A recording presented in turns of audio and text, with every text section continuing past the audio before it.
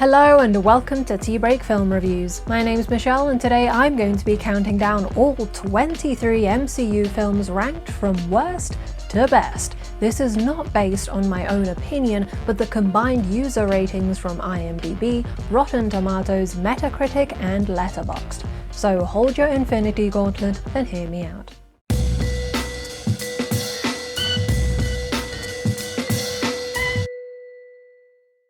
Before we start, please consider subscribing to help support this channel so we can keep making videos like this.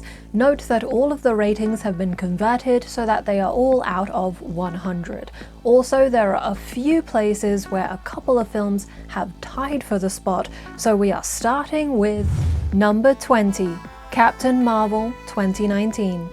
This film has shot into last place because of its disappointing Rotten Tomatoes audience score of only 45, and even more atrocious Metacritic user score of 30.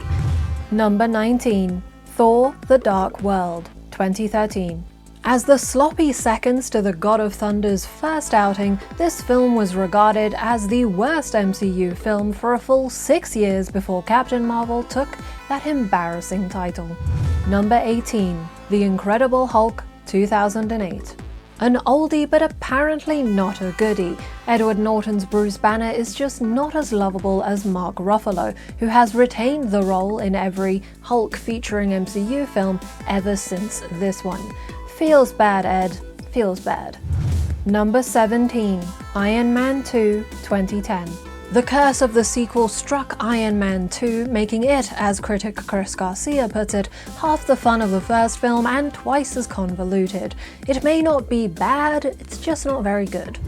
Number 16, Thor, 2011. The first coming of Thor is only marginally better than the second, sporting an all-star cast but suffering from its haphazard mixing of Norse mythology and Marvel magic. Number 15, Iron Man 3, 2013. Marvel tried to redeem the lackluster Iron Man 2 by making Iron Man 3, and somewhat succeeded, knocking up the average ratings by 4.5 points, but not quite getting it over the 70 mark. Number 14, Captain America: The First Avenger, 2011. Here's a film that has the complete opposite issue to Iron Man. As the first film in the Captain America trilogy, The First Avenger managed to get a worse rating than both of its sequels. Number 13, Avengers: Age of Ultron, 2015. With a villain that served as a great cautionary tale for overly intelligent AI, Age of Ultron delivered much of the same action-packed antics as its predecessor, just not quite as well. Number 12, Ant-Man and the Wasp, 2018. What's better than one insect-based superhero? Well, you guessed it, two insect-based superheroes. The simplicity of the idea is pretty genius, I must admit. Number 11, Ant-Man, 2015. A film that proves that even the most ridiculous superhero can save the world, Ant-Man is a much-needed, light-hearted addition to the MCU. Number 10, Guardians of the Galaxy Volume 2, 2017. Welcoming us into the top 10, we have a sequel that absolutely delivers, giving the audience more of the same antics whilst maintaining the quality of the comedic writing and action. It just can't live up to the experience of seeing this group of misfits for the first time. Number 9, Doctor Strange 2016. Sporting a rather strange American accent, a bored Sherlock Holmes learns how to harness otherworldly powers in an origin story Inception-style visual trip. Mr. Doctor Strange is certainly unlike anything else in the MCU. Number 8, Spider-Man: Homecoming 2017 and Black Panther 2018. Two very different films occupy the first of our tied spots. As the third time Spider-Man had been rebooted in the last 20 years, Homecoming had to work hard to make the audience interested in yet another Spider-Man, but they did well to change things up just enough in this origin story to keep things fresh, helped by the charismatic Tom Holland.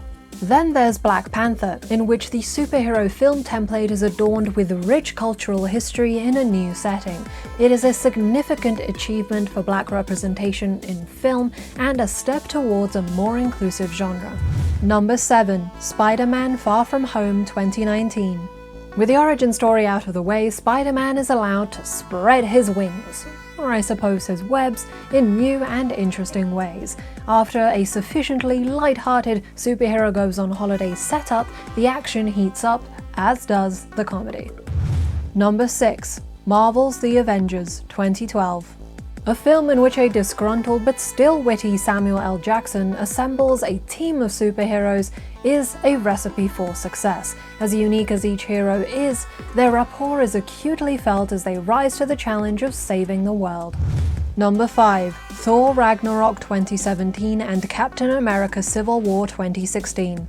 The second tied spot in our list is occupied by two films that are both the third installments in their own respective trilogies. Shifting the direction of the previous rather poorly received Thor films, Ragnarok leans on the comedy and better interweaves the Norse mythology to create a vibrant and energetic spectacle. And as exhilarating as it is to watch the Avengers assemble, it is clearly more exhilarating to watch them disassemble, pitted against each other in Captain America Civil War, an addition to the MCU that questions whether the world would actually be better off without superheroes. Number 4. Captain America the Winter Soldier, 2014. As the second film in Captain America's trilogy, the Winter Soldier was tasked with changing the established infrastructure of the MCU before it, and it succeeds with style, suspense, and meaningful discourse. Number 3. Avengers Infinity War, 2018. Finally providing the Infinity element to the Infinity Saga and bringing together all of the characters that have thus far been meticulously introduced to the MCU, Infinity War is a cinematic achievement in its genre. Number 2. Guardians of the Galaxy 2014.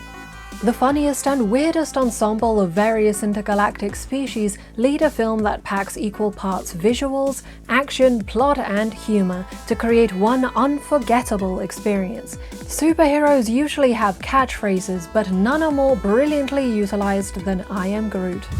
Number 1. Iron Man 2008 and Avengers Endgame 2019. We've made it to the final two films, which have tied for the number 1 spot, averaging 83.7 out of 100. As the film that started it all off, Iron Man clearly holds a special place in the MCU.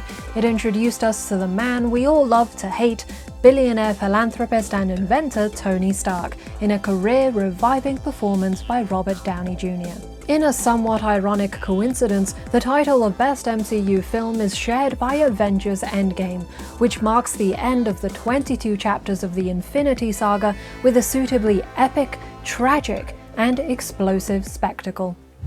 There we have it, all 23 of the MCU films ranked from worst to best according to the combined user ratings from IMDb, Rotten Tomatoes, Metacritic, and Letterboxd. Thank you for watching. Please like this video if you enjoyed it, subscribe and hit the bell icon if you want to see more videos, and comment with your thoughts on the topic. Which film are you most looking forward to in Phase 4? Do you think any of them can dethrone Endgame and Iron Man from the number 1 spot? For more film content, feel free to follow us on Twitter, Letterboxd, and Facebook. Links in the description. Otherwise, this has been Tea Break Film Reviews. My name's Michelle, and I hope you have a great day.